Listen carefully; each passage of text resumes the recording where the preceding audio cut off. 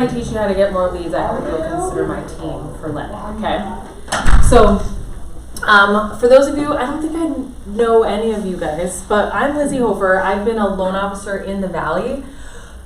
God, since 2008, I've worked in mortgages since 2002, so I have seen the before the boom, the bust, the recession, the recovery, and whatever the fuck we're gonna call this. So it is bananas. I have been successful in every single market though, regardless of what the economy was throwing at me. And I really believe in real estate. Real estate as an investment, real estate as like a piece of your own American dream. Like I believe in real estate, and hopefully you guys got into real estate because you believe in the same thing. And sometimes we just need additional data that helps us close a deal. Okay, and so that's what I want to teach you guys today. To make sure that you guys are getting out exactly what you're looking for, is there anything specific that you would want to know? I guess I'm brand new, but overcoming objections around the market, the current state of the market. Yeah, that's a great one. Okay. And we'll talk about that in a couple minutes, but what specifically, like what objections? Well, there's a lot of concerns about, rates and then rate changes. A lot of folks want to know, what direction the market's going, those types of general questions. And with the concerns of today, people are afraid that it's going to spike up on them again, for example, or they don't know if it's the right time to buy. So, those general concerns around the market. Yeah. Great. Or even the market crashing. Yeah. Yeah. Some are waiting for that to buy, and I don't think that's going to happen. You sit right here. Yeah. That way when you film, it's... Yep. Also, guys, whenever you do any kind of speaking, you always want to get something on social, to be very honest, because you want to be able to, duplicate your efforts. Okay, so just get, a bunch of video clips of this. Yeah, and we're recording it, too. Totally. The video from here, though, isn't as good as that one. Okay. Okay, so the reason I also mentioned that to you guys, like I said, everything should have a dual purpose. So if I'm coming here to train you, I want to take a couple snippets to put it on social media to further the conversation. So whenever you are doing presentations, whenever you're teaching something, even if you're doing a story online, turn that stuff into a reel and make it a conversation that generates leads, okay? All right, so what else do you guys want to specifically know? Because we're going to talk a lot about real estate, current state of housing, and we're going to talk about real estate as an investment. But there's 4 of you, so that means that we can really do a lot of good one-on-one stuff.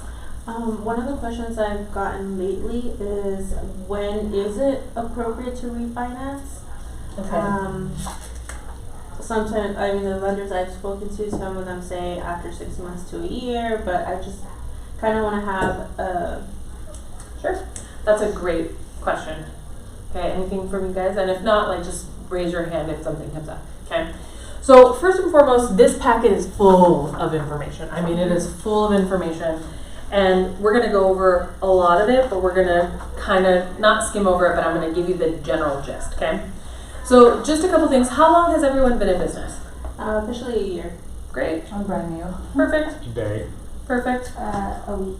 Awesome. Okay, so here's what's awesome about being brand new in real estate is that you don't have the previous history to mess you up for what's normal. Okay, so I actually started in real estate at a very similar time, when I decided to be a loan officer, and it was 2008.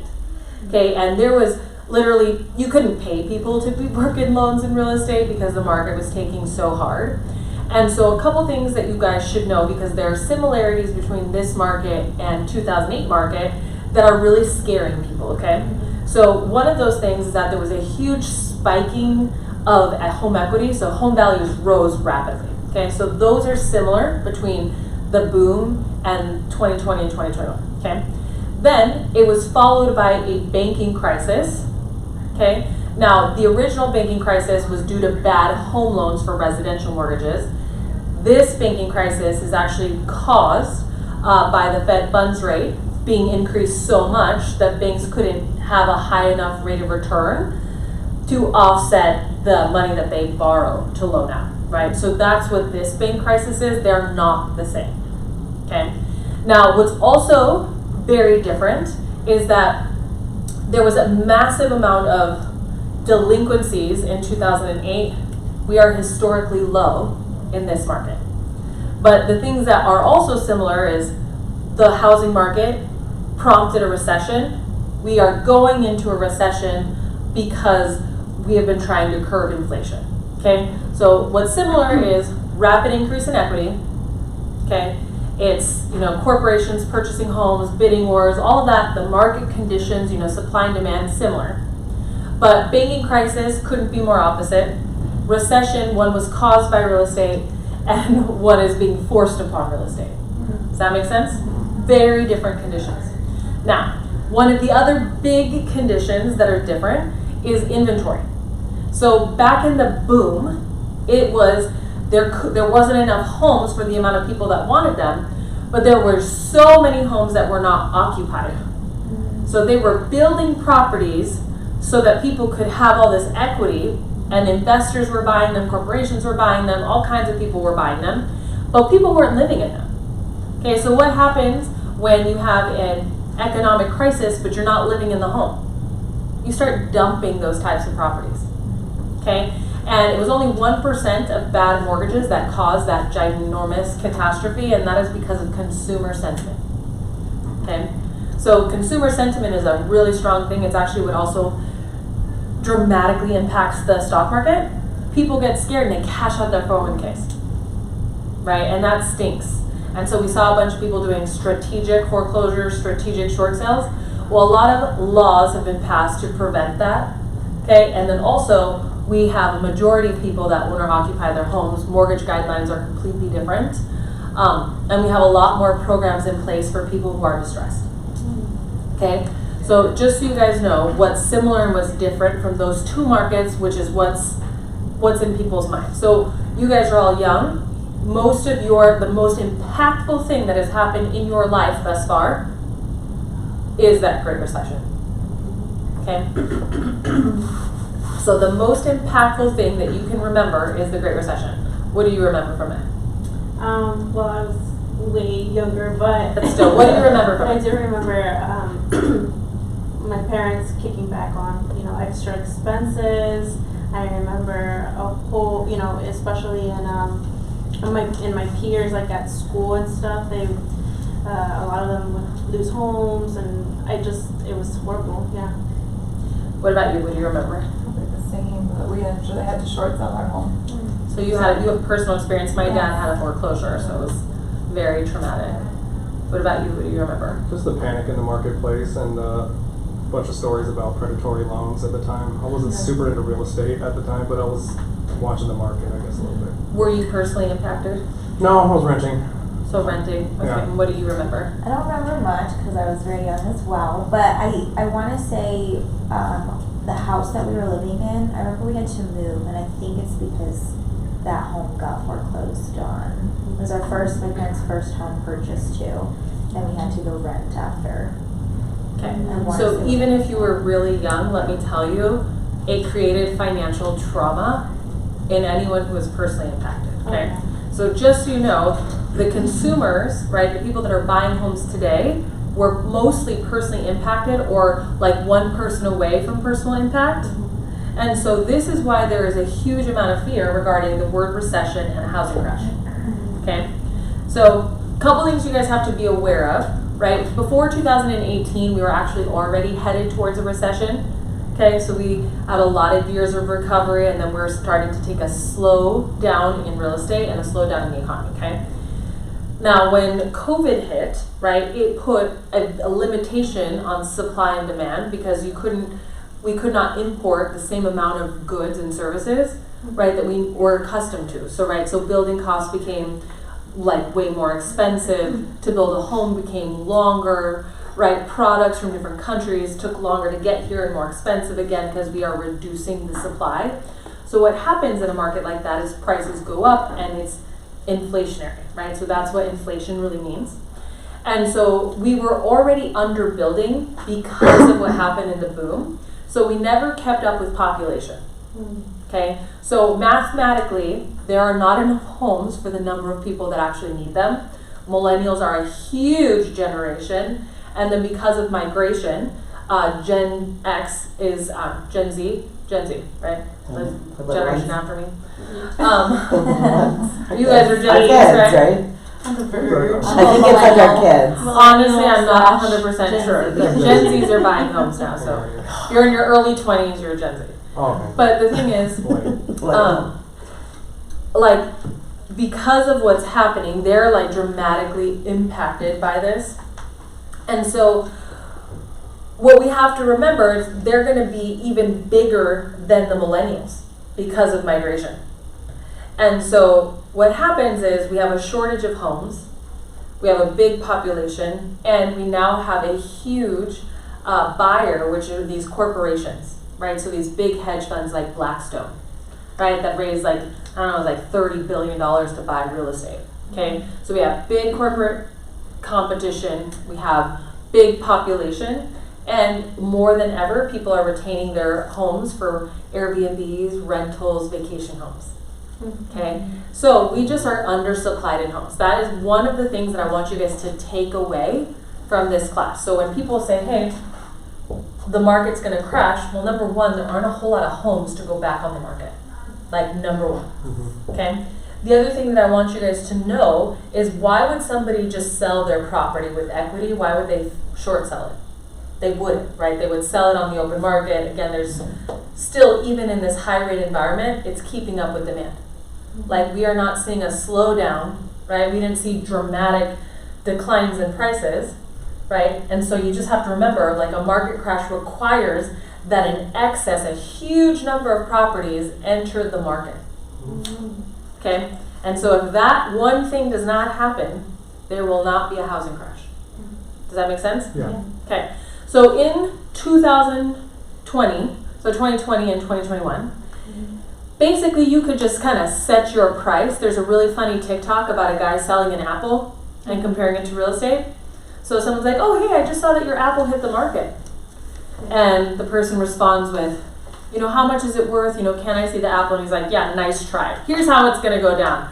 There's an apple on the market. I'm accepting bids at this time. And all of a sudden people are like, oh, I'm bidding, you know, it's for sale for $5. Starting bid's $5. Somebody's at $10. Well, he said it was $5. It's like $20, $30. And then all of a sudden at the end, it's like $130 for this one apple from a buyer in California. It's like, this is the cheapest apple I've ever seen.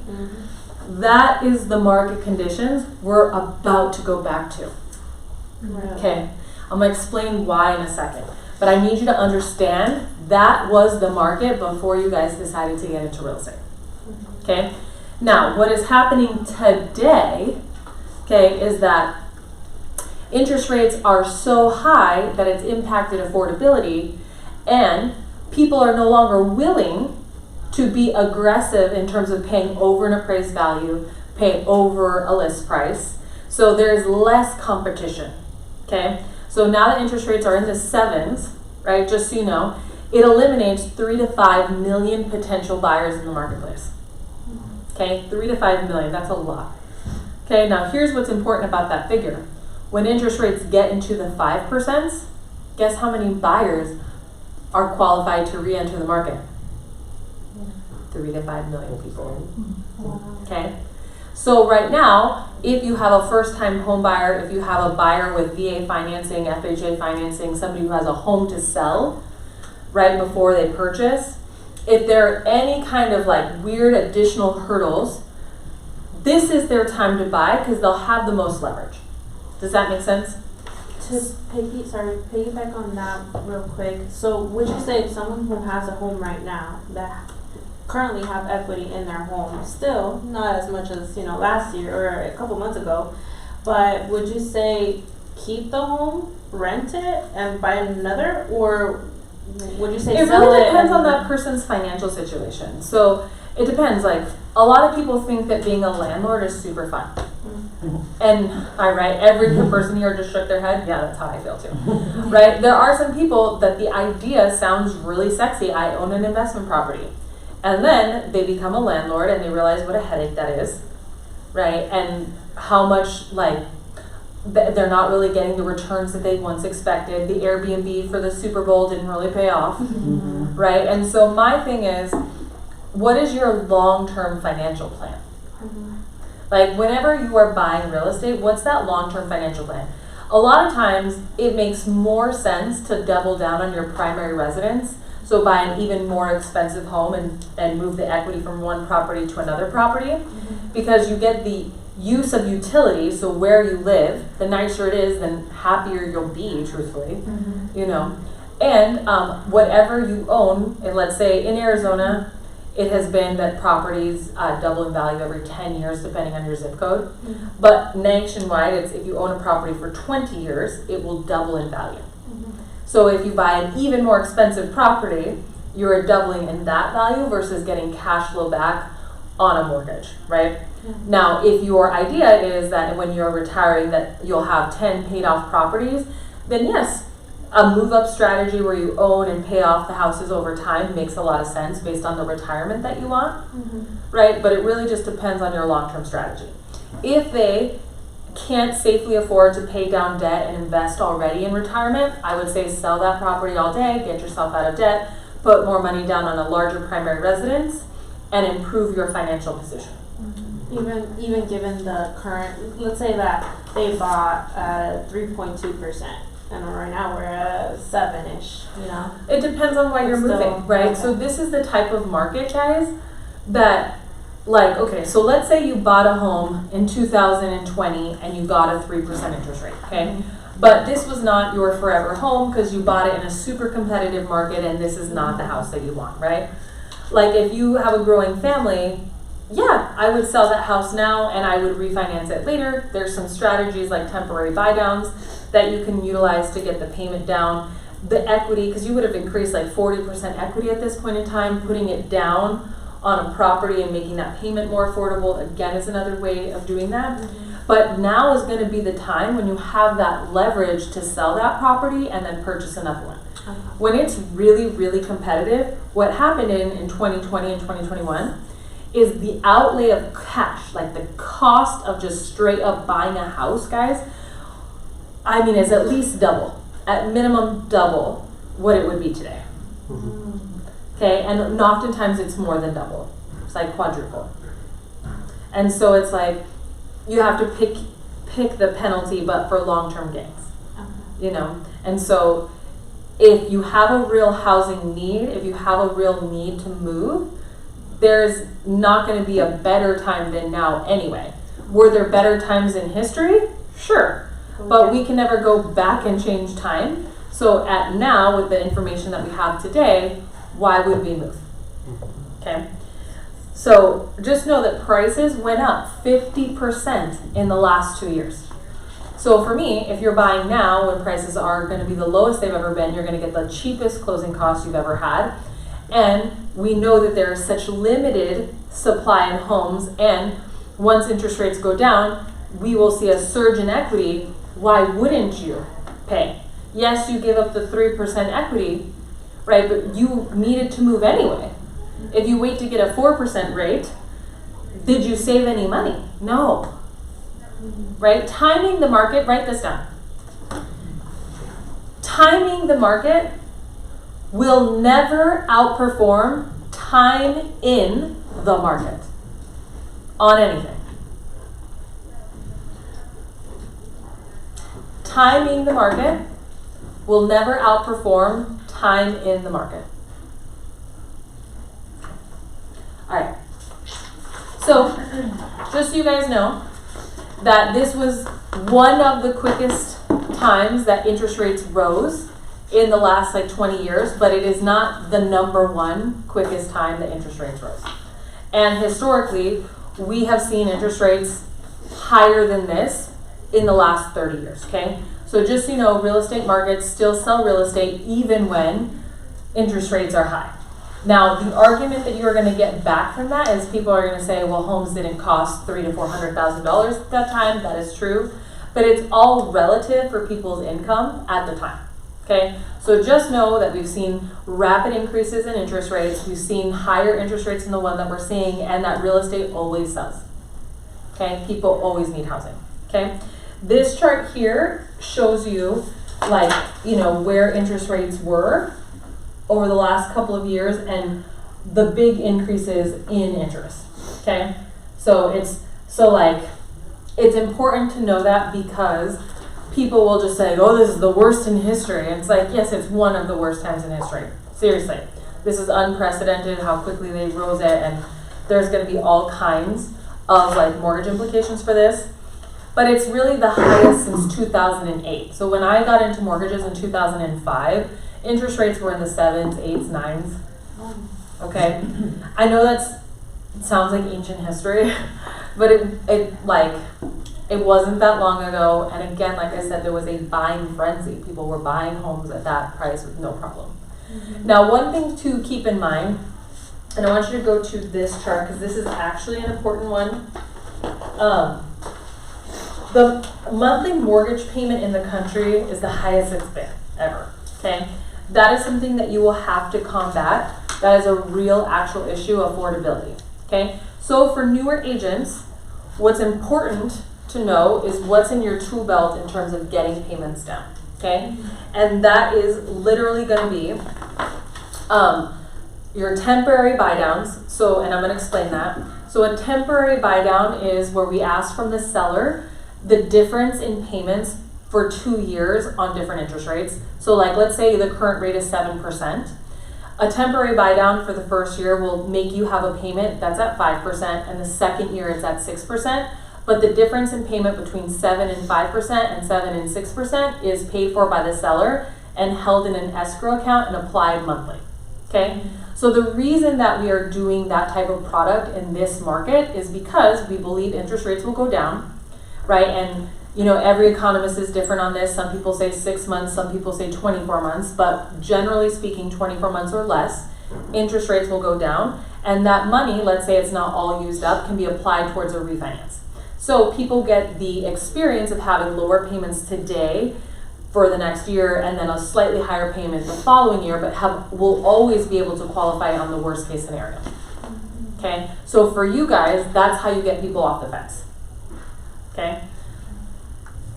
Now, the other thing is we can do mortgage insurance buyouts.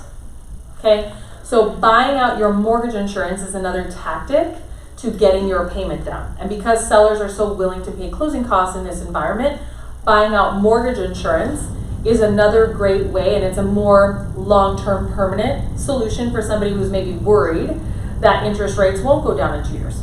Okay, so mortgage insurance, depending on somebody's credit score, can be a couple $100s. So it's an impactful way of reducing payments now. Okay, and so I want you guys to be aware of that, because people are going to say, oh, I don't want to pay today's prices, or I don't want to pay today's interest rates, and you guys have to say, I completely understand that. It sounds super scary, but what payment are you looking for? If you could buy a house with the right payment, what would it be?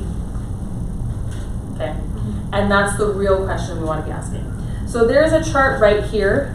Okay, this is another one to go ahead and answer why there will not be a housing crash. Okay, this one is the affordability as an issue. So we are actually the worst in history for income to housing payment. That is the truth. It's never been higher. Affordability stinks. Okay, but in 2021 and 2020, when interest rates were below 4%, we were the best in history. We were under 29%. With historic increases in purchase prices, we were still the best payment to housing ratio we've ever been. Okay, now that's an important figure because, again, what did I say has to happen for a housing crash? Increase in homes on the market. So the homeowners today, 85% of them that have a mortgage have a rate under 4%. That is huge. And they have the best income to housing payment ratio in history. Why would somebody with the best housing payment scenario, with equity in their property, okay, fire sale it and just put it on the market because we're in a recession? It makes no sense. Out of the last 55 recessions that the nation has had, just only 2 of them had an impact in housing. One was directly related to housing, which is the crash back in 2008, right? those things, I mean, is what we're basing this decision on. In every other recession, housing values rose. This is a reason that housing values will actually go up versus down, because people will not have an incentive to sell their homes with equity with better housing payments. Like, why would you sell a house to pay higher rent? You wouldn't, right? And so, again, now people in today's market are primed for refinancing, right? But even then, like, you know, most people will own their homes for a long and extended period of time, and we have historically low unemployment. We're basically at capacity for unemployment for the country. Okay, so when people are gainfully employed, their incomes are rising, they again they don't have a reason to sell their properties. Does that make sense? Yeah. And the people in the worst housing positions bought last year and this year. Okay? Alright. Now, and you guys can go through this. This is like, because there's charts after this. So I want you to change your approach when it comes to how you sell people in this environment. So number one, I want you guys to talk about, I want you guys to talk about in general payments versus price and interest rate. Okay? So when people say, well, interest rates are so high, and you can say, absolutely, they're super high, but they're what's keeping supply and demand at bay. Okay? And how many buyers are going to enter the market when rates get into the 5%? 3 to 5. Yeah. Okay, I need you guys to like have that top of your mind, okay? Because when people say that, they'll be like, hey, I don't know about you, but I was shitty to buy a property in 2020 and 2021. Did you try? Most people tried and didn't. And it's like 56% of people, millennials, are waiting to buy till the market corrects itself. It's like, well, I'm a millennial, and you guys look like you are too, but we're the dumbest generation in history. Seriously, we still live with our parents, make the least amount of income, and make decisions like this. Right? It's like, it doesn't make any sense. And so part of selling to millennials is saying, hey, I think you could be wrong here, and here's why. Right? Like, they just expect that things will go down because they threw something up in the air, and they expect it to be like gravity, except we're not, we're in space. The apple just floats away. Okay. All right. So, important to know also, 42% of homes that are owned in the country have no mortgage whatsoever. So almost half of the properties owned today are owned free and clear, 42%. Okay? Okay. Kristen's one of them. Okay? But here's the deal with that, guys. Like, that's a huge percentage of houses that are just owned free and clear. Again, no incentive to sell. No incentive to just let your property taxes go.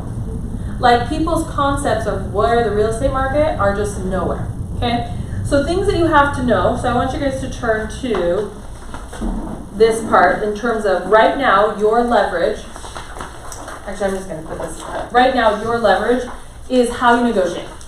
So you can get a purchase price reduction right now, and not even in all zip codes, by the way. In certain zip codes, you can get a price reduction. You can negotiate for closing costs, you can negotiate for repairs, you can negotiate for contingencies. You have a lot of leverage right now for buyers, right now.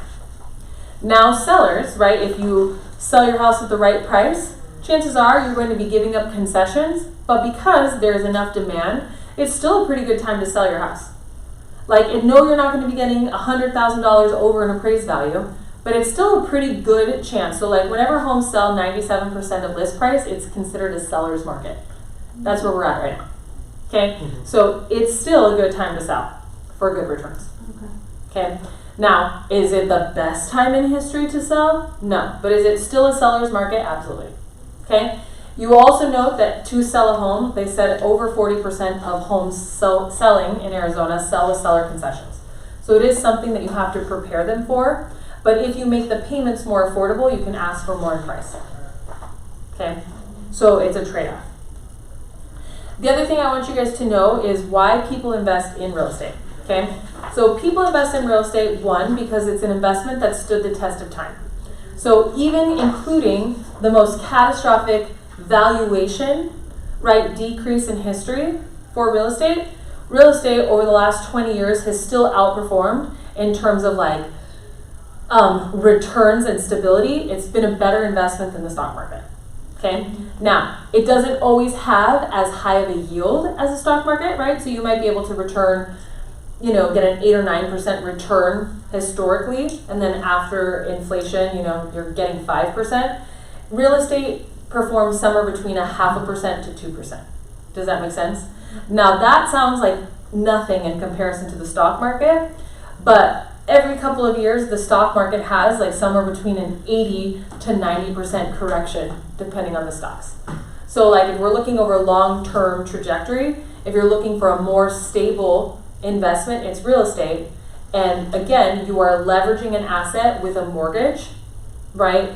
And if you bought in the last before this year, on a rate under inflation. So basically the money is free.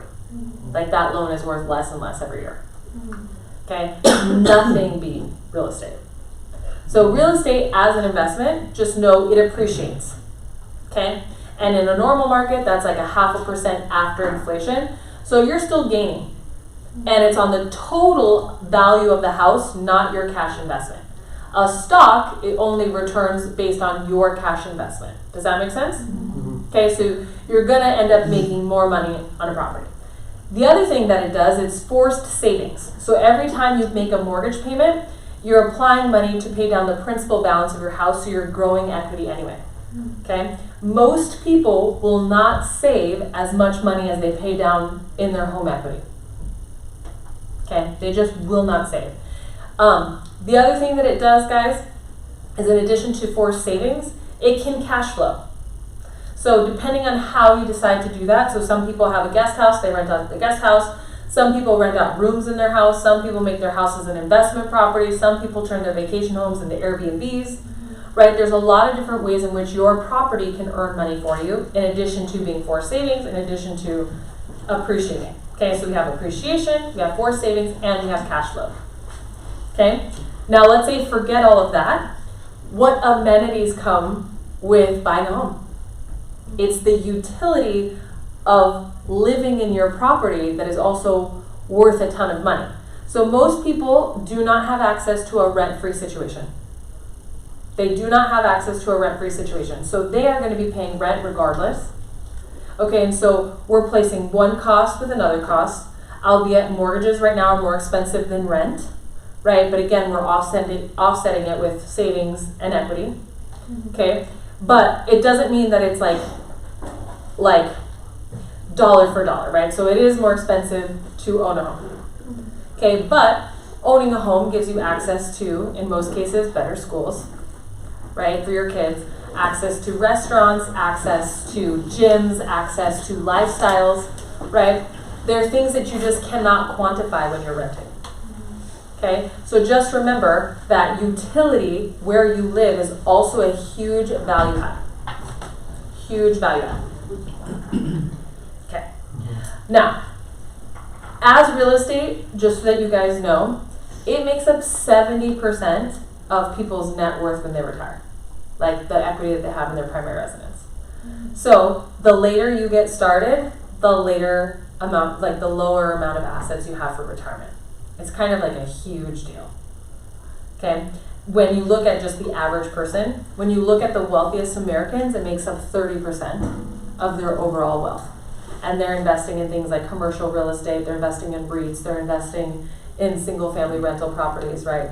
So, I mean, the richest Americans have a lot of real estate, and regular Americans, largest percentage of their wealth comes from their home equity. Okay? Now, if you are going to be somebody who is going to try to time the market, realize you just get started later. You just get started later. And so that appreciation starts later, even though you pay lesser interest, right? Unless you were really doing something with the savings that would have like such a higher return than just buying a property, it literally does not make any sense. Mathematically, investment-wise, anything. Okay? So in this market, your leverage points are what for buyers? For equity. So they're why should they buy now? Excellent.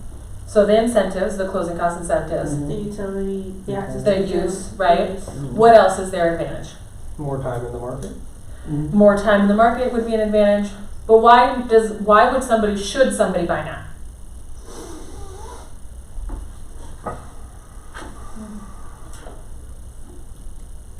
Higher interest lowers the demand. Okay, I wouldn't answer. It's okay, it's like- I know that one, but It's okay, no, but here's why it's important to Mhm. practice this stuff. yeah. Because somebody's gonna say, well, why now? And it's like, well, because this is when you have the most leverage. So why now is you have the most leverage. Right now that interest rates are high, you have less people competing for the same house that you want. Okay, we have historically low inventory, people that have, a majority of people that either own their homes free and clear or have a rate less than 4%. And chances are we are gonna see limited inventory for a long time. When interest rates go down 1%, we will have 3 to 5 million additional buyers entering the market and your leverage goes down, right? What incentive does a seller have to give you seller concessions, lower their price when they have 10 people wanting the same house? And one of the big misses of people that sold in 2020 and 2021, these people that kept saying the market was going to crash, and they're like, demand's going down, demand's going down, demand. Yes, so instead of 60 people that want your house, 5 people want your house. But guess what? If it's more than one person, there's still more demand for your house than there is houses available. Mhm. And I have been arguing this point literally against most people in the marketplace, plus really good friends of mine that were talking about how prices were going down. Because this is a big misconception too. There's a difference between price and the value of something. Okay, so value is a historical measure based on 6 to 12 months of historic sales. What something will sell at depends on market price, so market attraction, what people are willing to pay to have it today, right? So how many people are willing to pay your price? And typically prices are guesstimates, right, increases from historic prices. So if this home sold for $300,000, 3 months ago, I want a 10% increase 6 months from now, I'm going to try to sell that house for $330,000, right? If I have buyers that are willing to pay that, right, I will sell that house regardless of what it appraises for, which is the historic value. Okay, you had a bunch of people paying over what something appraised for January through June of last year. So no, people were not willing to pay sales prices and sales prices came down. Did it impact some people? Absolutely. People who bought for the short run. It's like, if you buy anything for the short run, just know that you are going to be the most heavily impacted, right, by price changes. The longer you own something, the less impact it has. People who own their properties for 10 years did not even feel the impact of that price correction. Guess why? Because they had 10 years worth of equity that grew. And so something is worth something different than what something will sell at. So in this marketplace, believe it or not, people are actually paying less than what something is worth. Okay? And people are walking into properties with equity. But it's very short-lived. It is very short-lived. I think that people that buy today will have a very large chance of having another double-digit increase in equity because of the limited inventory. Okay? I really, truly believe that with all my heart. There would have to be another huge explanation. Like, honestly, in the next 10 to 15 years, a bunch of boomers die. I mean, that's the only reason I can see that there's a flood of houses on the market. But we're talking a decade from now. Is that how long you're going to wait? And even if it is a decade from now, you had 10 years of increases in properties. It just, you got to know real estate as a long-term investment. Absolutely. Okay. All right. So I want to talk about rebuttals really quickly here for overcoming objections, because honestly, I want you to use this information. So, okay, market crash. Why don't we think the market is crashing? Because of supply and the leverage in the marketplace because of the So, supply, number one. Mm-hmm. 2, a majority of people own their homes free and clear or with a rate of under 4%. So their current housing situation is cheaper than what it would be if they had to sell. Okay? Also, we don't have high delinquencies. There's not a massive amount of people not paying their mortgage. Okay? So when somebody says, hey, I believe the market is going to crash, here's what I always say. Are you open to feedback on that? Are you open to some additional information regarding that? I've never had anyone say no. Okay? And I say, just so that you know, in order for there to be a housing crash, there has to be a wave of properties that hit the market, and we're not seeing any increases in delinquencies, and a majority of people either own their homes free and clear, or they have a rate of less than 4%. And so actually, if you Google this, it's called a mortgage rate lockdown. And actually write that down, mortgage rate lockdown. And so a mortgage rate lockdown means that there is no incentive to sell the property because their current housing situation is better. So we're not seeing that in the industry, and even with these historically high rates, we are still seeing demand keep up with supply. And so, you know, one thing that I will ask you to think about is the amount of money that you've been able to save over the last 2 years, right? If you were to buy a property, right, today, and let's say it only increased 5%. So if you bought a $300,000 property and only increased 5% last year, how long would it take you to save $15,000? Okay, that's how you get somebody off the fence. So you answer their question and then ask them a better question. Okay. All right. Right time to buy. So the right time to buy, guys, is when it safely fits into your budget. So, and that means that you can save money and you can pay down debt and you don't have to sacrifice in lifestyle. Okay. If buying a home means that you are going to be like couponing to like make it day to day and you have to cancel all of your like utilities, it's not the right time for you to buy. It's the right time for you to focus on debt reduction or saving money for bigger investments. And there's other investments that you can put your money into that will still return, right? It's not always the right time for everyone. But if you can safely afford it, you start the equity savings today, you start appreciation today, and time in the market has shown historically to outperform timing the market any day. Okay? Now you asked me a question about refinancing. So my rule of thumb about refinancing is that it has to save you more than 1% and $200. Okay? If it doesn't save you 1% minimum or $200 a month, I don't know that I would do it. Because every time you refinance, you go back in time in terms of the number of years that you make a housing payment. And so like 3 years of additional housing payment is still thousands of dollars. Okay, and so for me, I would just rather put additional principal down and try to pay that sucker off sooner. But most people will be able to save way more than 1% and way more than $200 when rates go back into the fours, which is what they're projecting. They're like mid-fours. I did have another question on that. Yeah.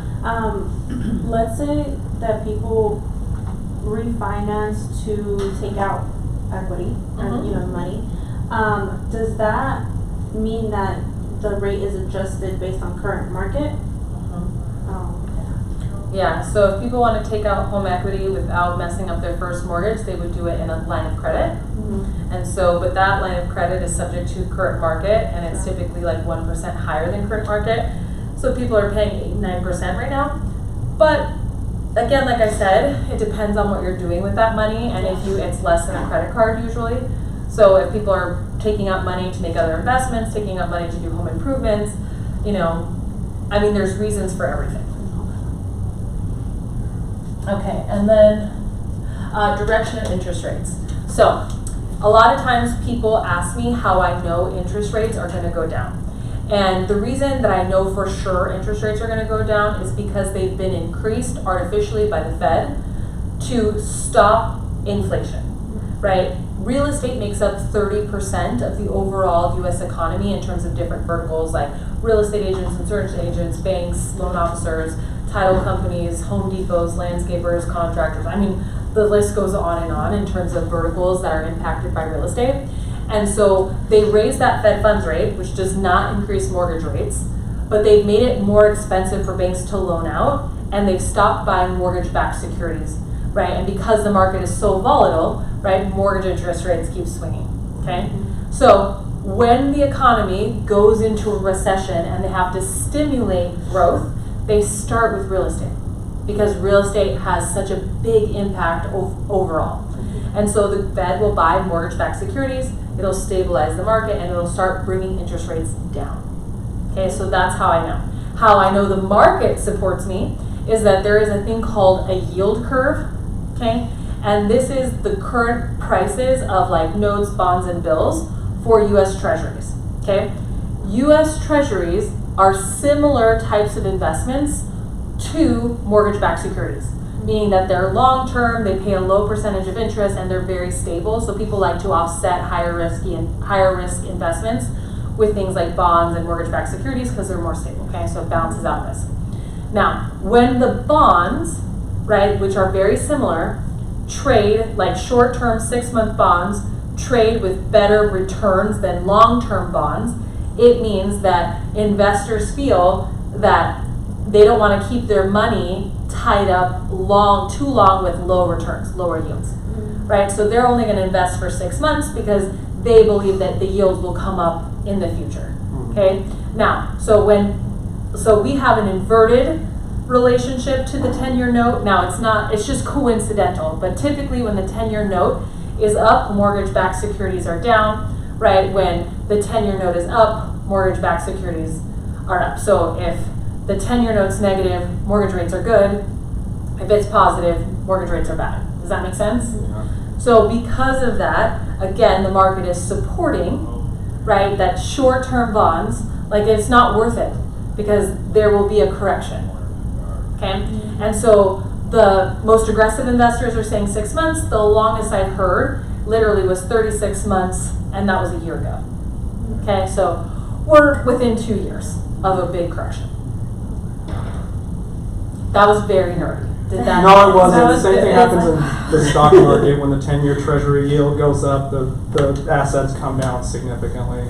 And so everyone's usually watching that 10-year. And we haven't seen an inverted market in how long before this? We've seen it a couple of times in the last 2 years. In the last couple But of it years. first made its like presence known in 2018.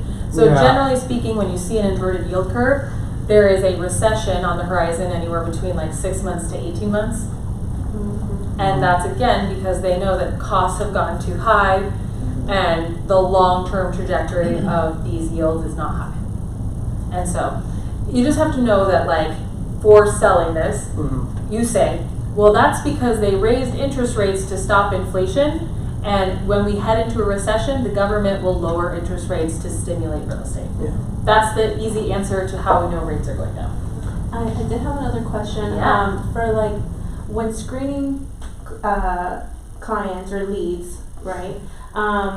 I've heard either, it all depends. Either your credit score is a 620, 640, 600. Like, I just want If they're interested in buying, send them our way. I don't want you guys to qualify anyone. If they say that they're interested in buying, say, oh my God, I've got a great lender. She will totally set you up if, on what your next steps are. Okay, if people say they have bad credit, awesome, we do credit repair or credit action plans. So we don't fix people's credit, but we tell them exactly what to do. Right, if they can't have a down payment, we'll give them a down payment plan. If they're interested at all in real estate and say, oh my God, that's great, let me go ahead and introduce you to my loan officer, she will take care of everything. Okay. Your next step is get pre-qualified. But it's good to be armed with some of those preliminary talking points because sometimes they seem like they wouldn't even want to go to that point. Because of... I know, so Because here's of the thing, just be like, so we work with people all the way down to 500 credit scores. Okay, that's how low. Now, can everyone with a 500 credit score qualify? No. But it's like, you know what? The very first step is just to find out your purchasing budget. And if it's not now, they've worked with buyers for like 2 years to get them up there, right? But their credit products all the way down to 500. And so there is a program for you, whether it's 3 months, 6 months, a year from now. That's what I want you to say. Okay. So just so you guys know, in sales, I've been a professional salesperson since I was 9 years old. And literally, I sold drugs. And so here's what I will tell you. Never give bad news in your first conversation ever. Give solutions. Not even. Not even. It's excitement. Okay. It's like, oh my God, I'm so excited for you. This is a great decision. I believe this. I love real estate. It's a great decision. Your next step is, that's it. That is 60% of all your sales. If you try to give them too much information, you will talk people out. You just want them to get to the next step fast enough. I will tell you, from my experience, I will talk to people who are like, oh, I have shit credit, and they've got like a 700, but it wasn't a 780, so they feel like crap. Oh. And I have literally talked to people who filed for bankruptcy a week ago, and they think they can buy a house. Get that all the time. And I'm just like, okay. I'm like, I love your passion, I love your enthusiasm for where you're going, but it doesn't work that way, right? And so people rarely have like an honest gauge of themselves or what it is, right? Like we all view everything through our childhood trauma. So if it wasn't an A+, the person who doesn't have a 780 credit score is like, oh, I suck. Yeah. You know, or I don't have 20% down. So then they have all these different things. And so for you, just got to be like, oh my God, this is a great decision. Honestly, it's a lot less complicated than you think. You know, I have a great person, you know, and here's the next step. And when they say, well, I don't know if I'm ready to take it, then you would say, well, I felt that way too. And buying a home is definitely a big decision. However, it makes up 70% of people's overall net worth, and real estate doubled in value over the last 2 years, right? Like, how long would it take you to save that much money? Like, you just have to answer it back with a better question, okay? But the worst thing you can do in sales, give people bad news, don't honor their enthusiasm. Like, they made the decision to talk to you about a home. It is great news. You are so pumped they called you. The next step is 100% of every time ever until you stop doing real estate. Seriously. I cannot say that enough. I cannot, like, when I'm cold calling, I'm like, oh my God, I'm so excited you answered. Like, that's the phrase. Okay. Seriously, I promise you. Don't ask people how they are. Don't have weird filler language. It is literally, I'm so excited you picked up the phone, and then why are you calling? Yeah. Or the next step is. I promise you that's probably worth the entire hour you sat here. Because the other route will take like 30 minutes to get to the... And people don't even understand what you're saying anyway. Yeah. Like, I just explained that yield curve, and I was like, Lizzie, why did you do that? It's okay, because I'm going to go Well, back and we be can like, leave it study at what you said. Good. I don't know it in real estate at all, and I don't know the impact. So I mean, I know it from the stock market and the context around the 10-year and the yield curve and things like that. Because You'd be like 0.05%, and everyone I said that to. I was the victim of the 2021 buying at the top, and yeah. But had you bought at the top and just kept it, you don't lose. Depending, yeah. No, you don't lose. No, I know Not you don't till lose generally, but some assets, depending on how risky you went, will never return. When in the stock market, I honestly don't even believe that. I think you own something for 30 years in the stock market, it will go up if it's a blue chip stock, right? Like if it's blue chip, yes, but like you get delisted sometimes. There's certain riskier assets. I guess. Totally, Yeah. but I mean, if you're buying things that have stood the test of time, Absolutely. right? Then you can't lose. Yeah. If you own it long enough. Yeah. Okay. Well, cool guys. We are at an hour. Okay. Yeah, I hope it That's passed by an that. Yeah, it's like 5 minutes to an hour. Didn't feel like it. It was good. That was really good. Thank you. Really, Lots of really charts great. in here, and if you guys need anything, like I do a bunch of content online, so like video ideas, all the things. Like you guys should record a video on the 3 to 5 million people entering the market. Yeah. You should record a video on buyer leverage with higher interest rates. You should record a video on why we know interest rates are going to drop, and you can see examples of those on my social media. Those were good. Okay, follow her on Instagram. Yep. Instagram? Yeah, it's just Lizy Hoeffer, at Lizy Hoeffer. Yeah. One's That was really good. I onesie. appreciate that. Got it. Yes, thank you so much. Yeah. Very helpful. That's the primary issue with pretty much a lot of people in here. Try and get them. Yeah, you got okay. You guys are, yeah, fun. Oh my God, my phone. It's like, I'm out of storage. I'm like, nope, you're not. I'm gonna go home and take an allergy. Oh, I know, they're so bad right now. Oh, yeah. Claire's in his king. My kids are like losing it. Thank you so much. Thank you guys. Lizzy does it every third Wednesday here. Okay. So, Yeah, I'm teaching a class on video strategy.